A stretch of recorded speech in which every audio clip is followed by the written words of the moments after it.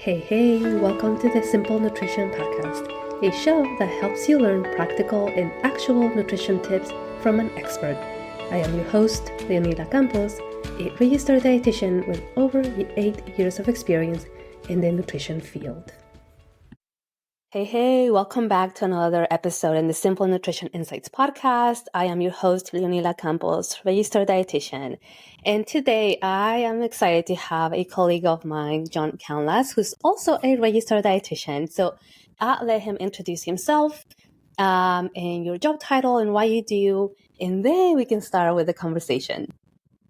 Thanks for having me, Leonila. My name is John Canlas. I am a registered dietitian, and I have been a registered dietitian since, let me count, 2014. So about 10 years or very close to 10 years. Currently, I have a private practice on my own based in the San Francisco Bay Area here in California.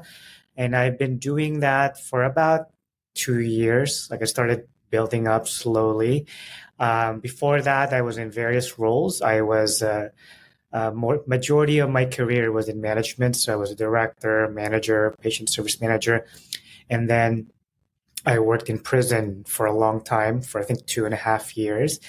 And then that's actually when I started building with my private practice.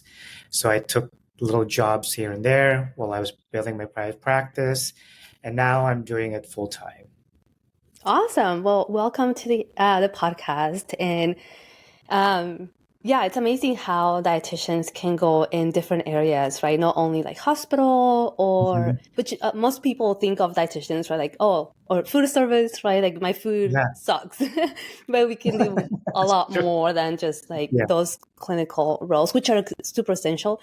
Or we can go in like different areas, right? Like food service or, the prison system or private practice or renal or cancer. So, first question, how do you decide to become a dietitian, right? Because I want the listeners to know that there's not a lot of men that are dietitians, right? I don't have the statistics, but I can find out and put them in the show notes.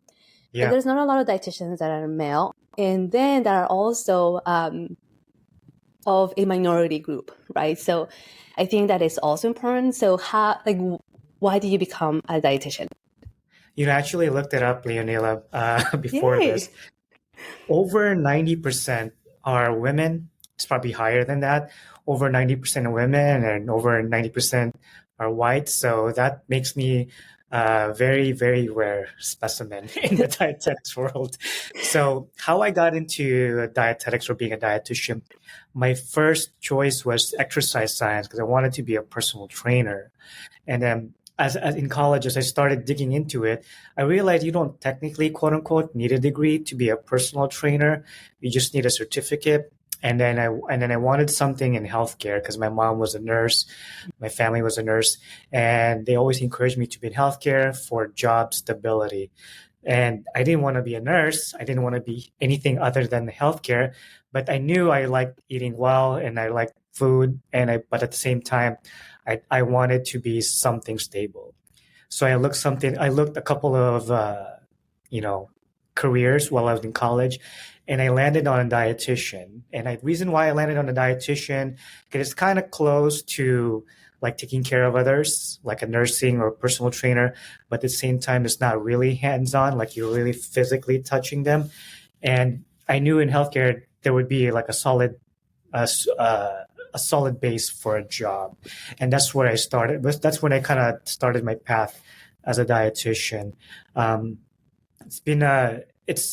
I don't regret being a dietitian. I love it. I like talking about health, passionate about eating and eating well. And I've been doing it for a long time.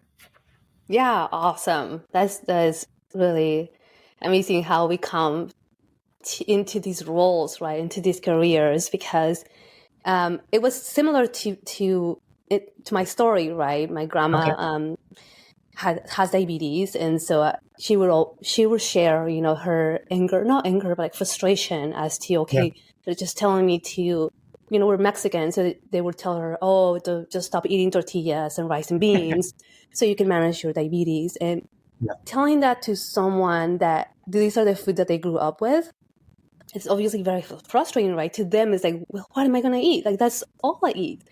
So, I saw that frustration, and in my mind, that was in sophomore in high school, and I said, okay, there has to be a career that that where nutrition is like the focus, right? I had no idea there was Mm. such career, and so I Mm. looked into it, and I knew Fresno State has a good program, so I said, okay, you know what? I'm just gonna go to Fresno State and major in nutrition, and I never changed my career. Like, I never even had the thought of, oh, I want to do something Really? else. Yeah, You I didn't and consider I any like mm-mm. trainer or other health No, fields? because I said Ah, if I decide to change careers, then I would rather go and do like become a surgeon, right? I wanted to do something drastic, like a brain surgeon. But then, I got more into our grad classes, right? Medical nutrition yeah. therapy. And I really loved it, right? Because that's where we really talk about how important nutrition is for our health, right? For Mhm. prevention and management of these chronic conditions. And I really loved it. And I said, okay, this is what I want to do, right? And until Mhm. this day, I love being a dietitian. I love, like you said, talking to people and taking care of people. Not in the sense of, okay, let me, cure you, but in that sense, right? But Yeah. just being able to talk to them and figure out, okay, how can we help this person to feel better or achieve their Mm. goals, right? I think that is so rewarding. And like, like you, before becoming a private practice dietitian, I did different roles too. I was Okay. What is it? Women, Infant, and Children program, right? Community nutrition. I did corporate Nice. wellness, skilled nursing facilities, dialysis, right? Oh, Diabetes education. So there's so many ways where we can go, but always in the back of my mind, I want to have my own private practice, right? And why'd so you made you? I started at the end of 2019, and then we know what happened after that. So, job security, right? Like, okay, Yeah. this is what I want to do, but I want to make sure that I'm Hmm. also, bringing in some income from other There you go. sources too. So, Yeah. yeah, it's amazing how our paths, take us with different experiences. It's so flexible, the diet, being a dietitian, because a lot of people do really think that it's just a hospital. Even sometimes when I look at the Facebook groups, I see people asking what kind of careers there are. But if you think about it, there's so many ways to be a dietitian: sports dietitian, private practice, renal, working in prison. Most people never even know you could work in prison as a Right. dietitian, private practice, corporate, eating disorders. There's so many ways to go about being a dietitian. And if you have potential dietitians to listen to here, just know you're not just, if you don't like the idea of being in a hospital, just know there's so many ways to be a dietitian. Right. Thank you for sharing that. And that's absolutely true, right? When you think Mhm. about wherever food is in that area, you can be a dietitian there, right? There is now social media dietitians or dietitians that work with like different brandings or different companies. Like you said, sports dietitians. Literally, you can do anything you Yeah, want to seriously. focus. You can go wherever you want to go. Yep, But I agree. yeah, awesome. So, okay, so you became a dietitian, right? Now you have your private practice. And one of the things that we talked about, right, before the podcast started is some of the common trends, maybe some of the common struggles that people have more so when they're trying to lose weight, right? That weight Yes. management, which is the Hmm. population that you also work with. And so, Yes. what are some of the things that you see as a trend, right, that you have experience or that your clients have experience, and how can we have a solution for that? Yes, a good question. So, um, the majority of the population I work with is weight management, and then the next most common population that I work with are type 2 diabetes or pre-diabetes. And This is are in no particular order. Like I'm just gonna name one by one and tell you kind of like what I think might help or not help. But the number one that one of the things that I see for a lot of my clients struggling with trying to lose weight is snacking. Like they snack throughout the day, you know. And usually when I start digging deeper on on what it is, why they snack or what makes them snack, I can attribute it for a lot of things, but the most common thing is uh, they don't have balanced meals. Like they skip their breakfast, they either skip lunch. I always tell my clients, coffee is not breakfast, so don't just have coffee, or Starbucks Frappuccino is not breakfast, so try not to do that. And usually that will help them snack less. Another thing I see for a lot of my clients when they snack throughout the day is their meals. When they're not balanced, they tend to be very carb heavy or very fat heavy. You know, when I say carb, it could be just a frappuccino. It could be just a piece of bread. Um, for my Hispanic clients, I'll ask them what their breakfast is. They'll say coffee, and then sometimes they'll say just bread and coffee. I'm like, that's it. It's like, what do you have more? And I'll start to give them the ideas with some with kind of to make sure they feel full for breakfast, even for lunch. You know, another reason why uh, my clients struggle with snacking is their environment or their household. Sometimes in your household, there's snacks. Like, for example, I work with a large Hispanic population, and sometimes they live with their families. So if one person is trying to lose weight, their grandma or their mom have snacks there. So it makes it more difficult to say no because they're trying to eat healthy, but everywhere there's some cookies, there's some breads, there's some fried foods, and it makes it really difficult. So I tell my clients, the environment may not be conducive, but I want to make sure you at least cover your bases by having your balanced meals and never skimping out on protein and fiber when it comes to balancing meals. Do you have a similar experience, Leonila? I love that you're talking about that because that's exactly what we talk about with my clients too. Mm-hmm. Because if you're not having these balanced meals, and I've done a couple of episodes already on what balanced meals mean, but Yeah. think of it, the 5 food groups, right? We have our fruits, our vegetables, our grains, our protein, and our dairy or high calcium, high vitamin D foods. And yes, having high protein food, right, first thing in the morning, even if you're not a morning person or a breakfast person, the first meal that you're going to have has to be high protein, high fiber, right? Mm-hmm. Fruits, veggies, because that's what's going to stabilize your blood sugars, right? That's what's going to help you with your hunger levels. And so, Mm-hmm. yeah, I agree with you, right? If you're snacking throughout the day, because sometimes we also ask clients, right, or patients, like, so how many meals do you have? And they say, oh, 1 or 2. Okay, but what else are you having, right? Like, where are these calories coming from?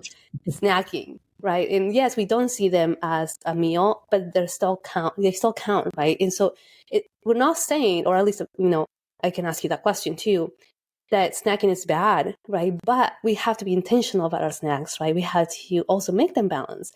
So I agree with you 100%, right?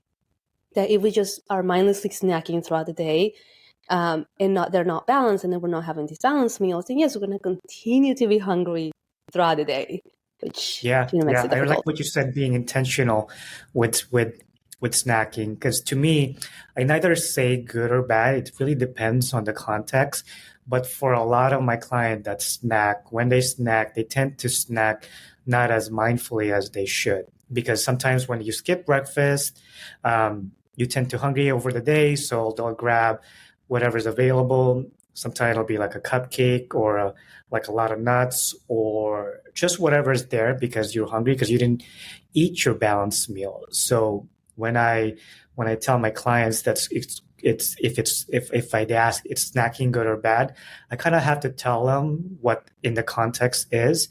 Like if you're snacking with cupcakes and muffins from Costco, then those are like 500, 600 calories, and maybe you should probably try to minimize that. If if snacking is like for me, one of the things I recommend, Leonila, is to snack on something that is filling, like berries or grapes, and I try to pair it up with some type of protein, especially if they have blood sugar problems like type 2 diabetes. I try to encourage them versus you know they sometimes they'll go to Starbucks and they'll have coffee, their frappuccino, and they'll sip it throughout the day, and that makes them not hungry. So it's really in the context of our conversation, and it depends on the client how their meals are structured, and that's kind of like, well, I'll develop a specific plan for them. Yeah, that's amazing too. That I love that you said, it's not bad, good or bad, right? And I think that's one of the things that as dietitians we can agree. Probably, I want to say at least 99% of the time is that we're never going to say that food is bad or what you do is good or bad, right? Again, like you said, it's in the context of what is happening. And food is never going to be bad, right? Or it's never going to be, in that context, good. Food is just food, unless if it's literally like, it's poisonous and it is bad. But just in general, right? Food is just food. It is Yeah. because of how diet culture has placed, these habits, but the way that we view food, that when we do eat it, we feel so guilty, right?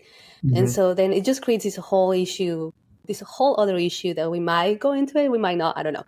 But yeah, snacking is one of them. So yeah, I agree with what you said. Yeah, and another thing that I see for a lot of my clients, Leila, that struggle to lose weight is they go out to eat often. Like they go out to fast food, DoorDash, restaurants. And one of the things that make it difficult for people to eat at home are a couple of things. Is one, they they don't prepare in advance. So they wait till the very last, like they wait until the end of the day and they cook their meals, either when they're tired and they decide that it's they're going to cook a whole meal for that day. Another thing that I see for a lot of my clients when they do go out to eat is when they go to restaurants, they're extremely hungry. When they do DoorDash, they're extremely hungry. Like they'll skip breakfast or lunch or they'll skip one of the meals. By the time they get hungry on the way to their home, they're so hungry they have to go to a drive-through to get something. So they'll tend to overeat. And a lot of the things that I recommend for a lot of my clients when they're going out to eat, I ask them how are their habits or how are they preparing their meals. Because for a lot of my clients that struggle, they prepare meals on the day of. And some of these clients, they have families, so they're making their own meals and they have to make their own kids' meal and the kids picky. Then they have to make their own meals and the kids' meal. And they rather feed their kids. So by the time that they eat by themselves, it's a struggle. So I tell them, have you thought about kind of planning your days, kind of like have a flexible planning, this doesn't have to be complex, it doesn't have to be really very very detailed, but something to get you through your day. And as dietitians, we kind of have type A personalities, so we kind of plan things ahead, but a lot of people are not like that. Do you have the same experience? I love that you said that because you're so right? We have to have a list and like, okay, did we do that? Okay, great. Let's move on to the next thing. And it has to be perfect. Of course, now, I'm learning to be like, no, it's okay. Just get it done. At least you have something to work with. But you're right. I do see that with my patients too, right? And that's something that we work with as well. Like, let's have a plan, right? If you don't have a plan, when you're very hungry, it's going to be so difficult to make that decision, that educated decision, because your brain is like, who cares? I need to eat now. So I don't care what your goals are. I don't care that you're trying to be healthy. Right now, I want you to feed me because I'm extremely hungry. And so having that plan, right? Like you said, it doesn't have to be like a strict plan, or it doesn't have to be like this long plan, but at least an idea. Okay, Wednesday, it's my busy day. Let me make something for Wednesday, right? Or at least knowing what you want to make. So, you get ready and have the ingredients available. Because you're so right. When you are hungry and you either go to the store, and I think that's something that a lot of people have heard, right? Don't go to the store hungry because you're going to buy things that you don't want to buy, but because you're hungry, you buy them. Same thing when you're hungry and you're going through the drive-through or you're ordering on DoorDash, right? Yeah. You're going to order more than what you would otherwise order if you're not that hungry, right? And so I Yeah. think, having that plan is very helpful. I see that too, especially for a lot of parents too. When they're tired but their kids are hungry, they rather just drive through the fast food places or DoorDash because, but at the end of the day, all they want to do is rest.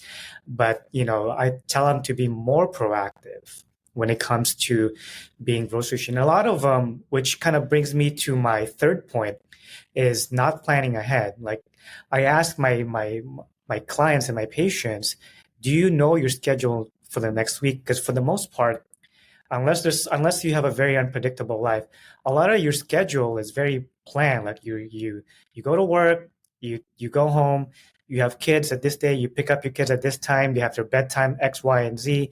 So for the most part, it's flexible, it's predictable.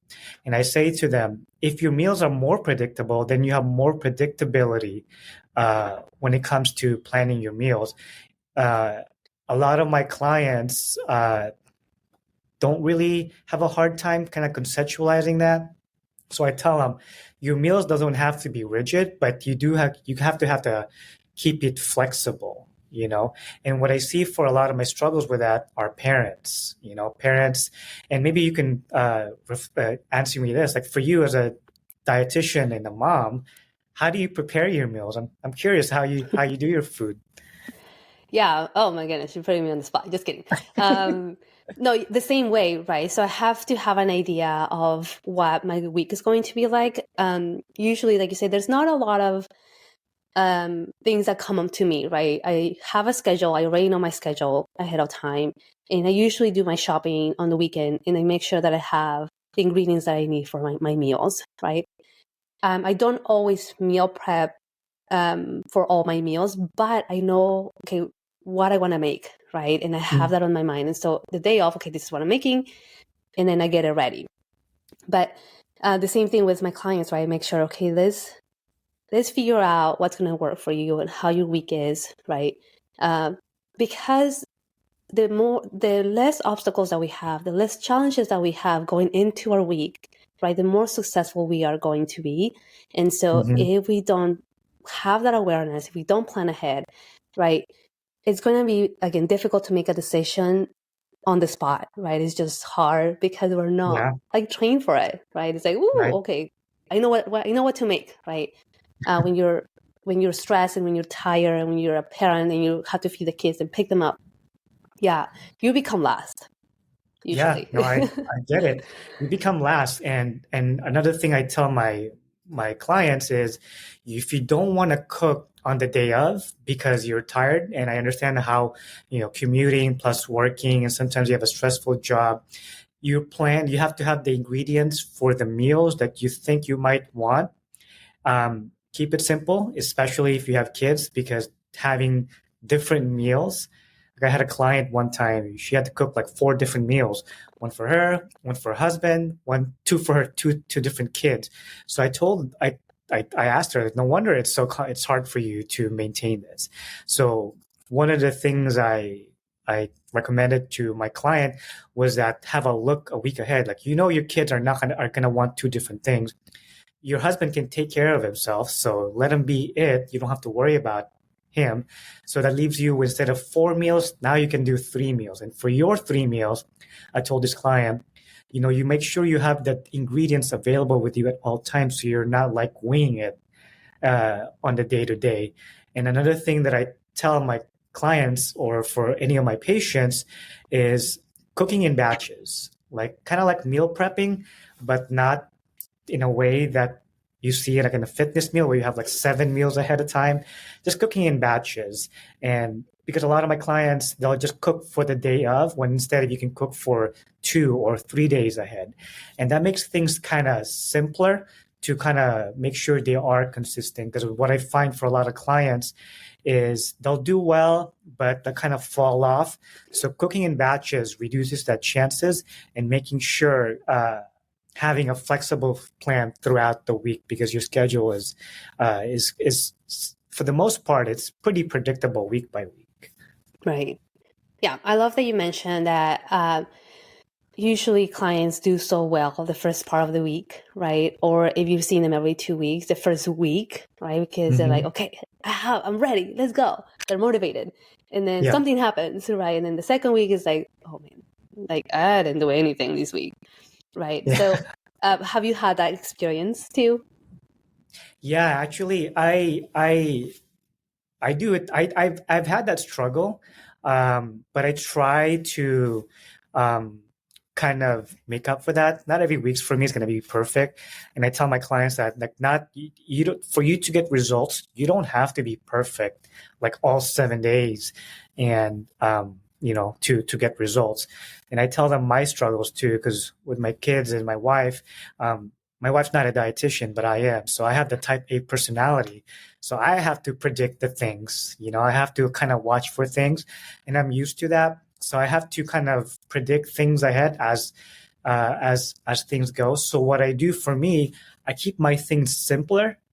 Like for me, for my lunch today is a avocado sandwich with a Greek yogurt.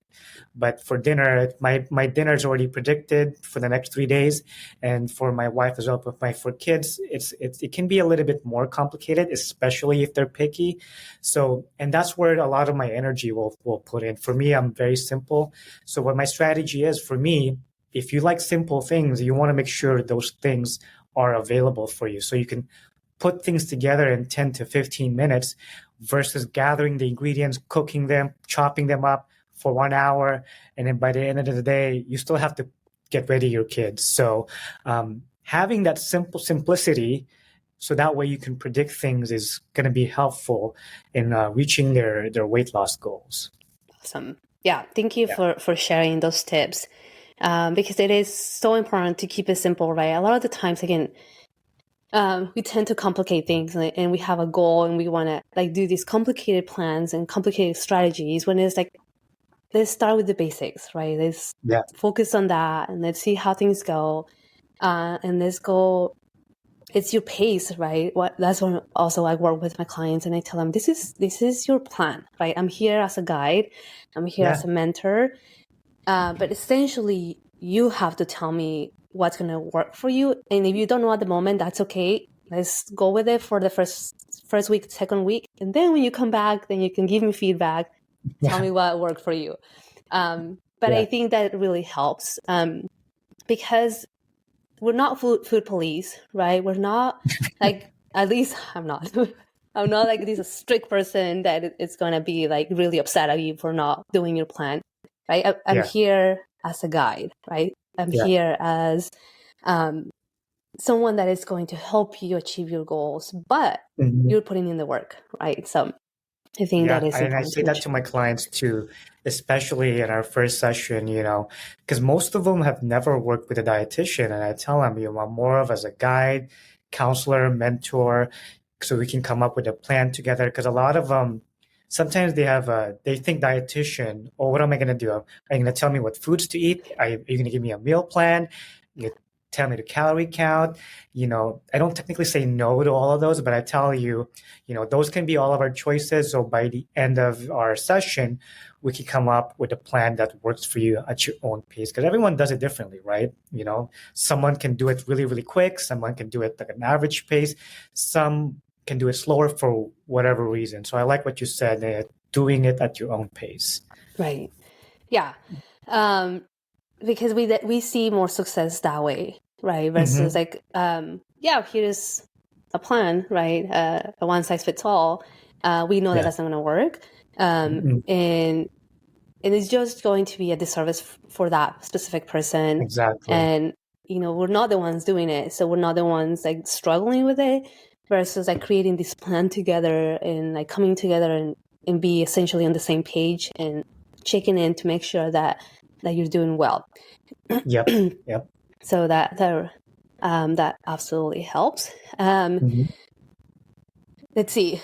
Okay, so what would you say to a client that is struggling to like really put a plan together, right, for them, or sticking to a plan? Like, how do you work with them in, working through those struggles?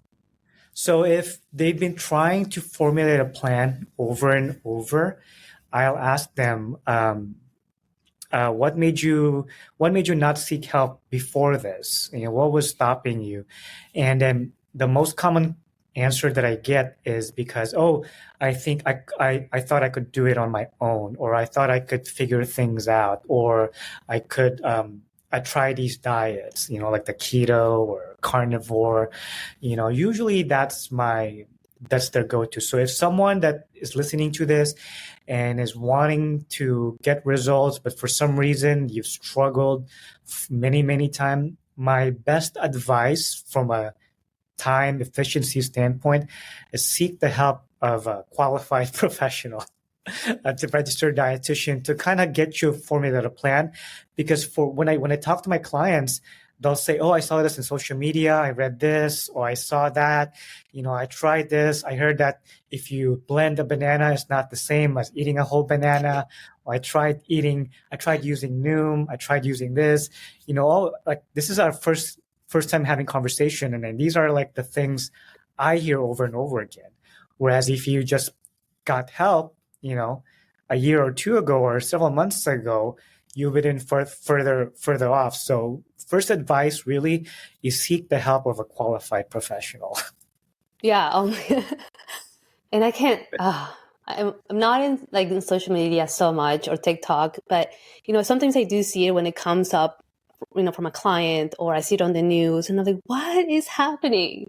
I've had experiences with clients too that say, you are my last resort, right? Or I've done Yeah, everything that, I've everybody heard has that too. done. Yeah, And I'm like, but why? Like, you could have saved so much time. You could have yeah, saved so yeah. much money, your sanity, and just seeing results, like long-term results. Hmm. But I don't know. I don't know if it's because not a lot of people know that dietitians, are able to help with those issues, or because they think that, oh, I need something quick, and I need to see results right away. Yeah, But you and I know that's not the case all the time, right? We're not going to see yeah, results instantly, right? From 1 week to the next, like, we're perfect now. I don't need you anymore. It's yeah, not like yeah. that. Yeah, a lot of clients do, not a lot, but there's many of them that want results fast, like because like you said earlier in our conversation, they've been bombarded with a diet culture. Oh, lose 30 pounds in 30 days, or drop 12 pounds in 12 days, or whatever the catch or the hook is. It's like the business coaching side, like you make six figures in 6 months or something like that. And, dietitians are not immune to this, like the business coaching side, and people are not immune to, because people want quick results.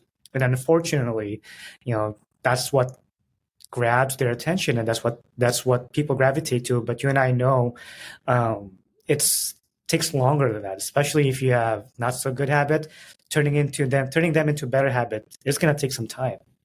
Right. Yeah, absolutely. And working through them. And just thinking, like, you didn't get to this point overnight, right?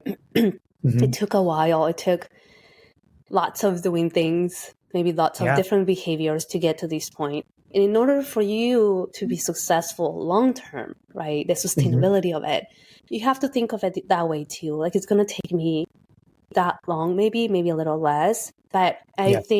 I think letting clients know that, hey, you're not going to have a quick fix here, because what I'm going to give you is the tools and skills that you can use forever, right? Hmm. Versus quick fix and see ya, right? I got your money. Bye. Because, again, we got into this profession to help people, right? And Hmm. to see them success, and overall to give them health, right? And to give them Exactly. longevity. Because essentially that's what comes down to, right? Like, do you want to live your life suffering, or, getting these conditions because maybe you're trying like wild things, or do you want to create these healthy habits that essentially you can use anywhere you go, right, for the rest of your Hmm. life? And Agreed. I think that it's important for clients to know that. Yep, habits and like a lot of things, a lot of the behaviors, doing them over and over is really what's gonna, set them apart versus yo-yo dieting. And it sounds simple, but it's true. I mean, simple doesn't always mean easy, but it's very doable. Yeah, absolutely. Hmm. I love that. Simple is not always easy. So we can simplify things, but you still have to do the work. Exactly. And I think having that guidance from a professional, right, from a dietitian, Hmm. is going to make things easier in the right way, right?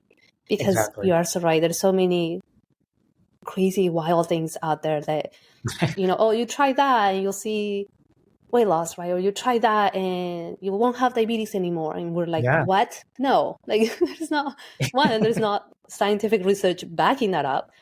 Hmm. Two, that can be extremely dangerous. So don't do that. But sometimes when people are so desperate and they struggle so much and they have these pains and aches, you're gonna try anything, right? Anything that someone tells you that is going to help you. But just knowing that you have to go to the professional, right? You have to go to someone that has studied for years, right? It's not that we just got a certificate. Like literally, we went to school 4+ years and we did over 1,200 hours in an internship and we had to do a board Yeah. exam. So it's not that we got a certificate and we're like, ooh, we're dietitians, Yay. right? That's probably one thing that I would tell my clients or potential people that are listening to this, go to a professional and just seek professional help, and that'll make their journey smoother. It's not going to guarantee, it's not gonna, there's no guarantees, but it'll make things easier and kind of smoother versus kind of be stuck in the cycle of trying, failing, yo-yo dieting and all that. So I would agree with that one as well. Yeah, you mentioned something right now really good that you said, I'm not going to guarantee XYZ, right? Because that is extremely true. So we can give you the tools. We can give you our knowledge, right? We can help Hmm. you create a plan. But if at the end of the day, you don't execute the plan, then we're just staying at the same spot, right? We're not changing Yeah. anything because we can do the plan for you. That would be pretty good, right? But it would be extra work for us. But we cannot do the work for you. Like that's something that you have to execute. So if at the end of the day, you're maybe not ready, that's okay, right? But being honest with yourself, I'm not ready for this right now, but I know that I can come back to you when I'm ready and we can do it. But if you Yeah. just stuck there, right, and you're like, I have the tools, I have everything that I need, but I don't want to do it, right?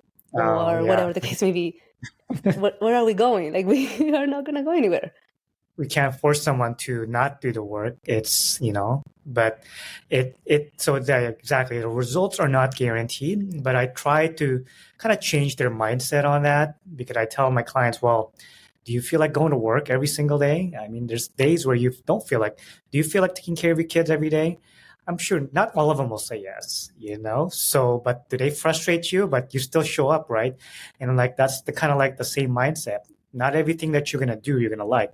There's days where you do well, there's weeks you do well, and there's weeks and days that you don't do well. But you show up because your future you is gonna want that better life, better health, better future for your kids. And sometimes it takes a lot of convincing or sometimes I feel like therapy, to be honest with you.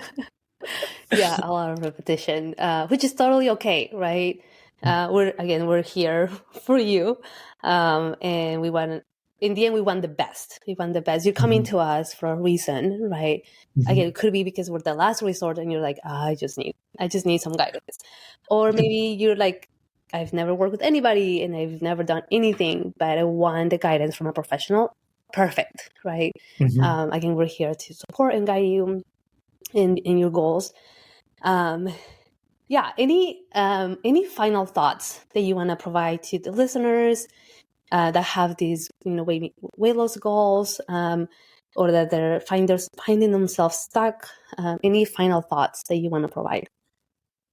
Just for final thoughts, if someone listening to this has been struggling all their life, know that it's very possible for you to get help and get assistance. I think you and I, Leonila, I think we accept insurance. So having insurance is a huge benefit when it comes to getting help because it's kind of already paid for, and you get that support and that accountability. So if you've been struggling for most of your life and you've never gotten professional help, and professional help doesn't include Noom or MyFitnessPal because that's separate. My suggestion, if you're struggling for a long time, seek help. Get professional help because that can make a big difference in your outcome long term. Yeah, awesome. Thank you for sharing that. And so if there's anyone that wants to work with you or wants to reach out to you, where can they find you? They can find me. I have a website called www.johncanlasrd, or you can just Google John Canlas Nutrition, and all my fax information and my phone information's there, and all the insurance information's there. You can verify or have this. I have the script to kind of verify insurance there. It's all laid out pretty well, so you can Google that and then start from there and see if we can work together. Awesome. And you also do telehealth, right? Like virtual appointments. Is that right? Yes, I do telehealth. So if you don't like coming in person, you can do telehealth at the comfort of your home to make it easier for you. Perfect. And I'll add those details in the show notes. So if you're busy or driving, you can always go back to the show notes and find it there as well. John, thank you so much for joining me today. And that, I'm glad that you were able to talk about these things. I'm sure we'll do another episode on more cultural things, maybe diabetes, and demystifying some of the myths, right, that come with that. So we'll definitely probably have to do another one. But again, thank you so much for coming and for joining me. Thank you, Leonila. You're welcome. All right, my friends, thank you so much for joining me in today's episode. I'll talk to you. We'll see you in another episode. Take care. Bye-bye for now. This podcast, the links and resources provided are for the purpose to educate only and are not a replacement for medical advice or nutrition therapy. I suggest you seek out the help of a trained professional to help you with your specific situation and needs.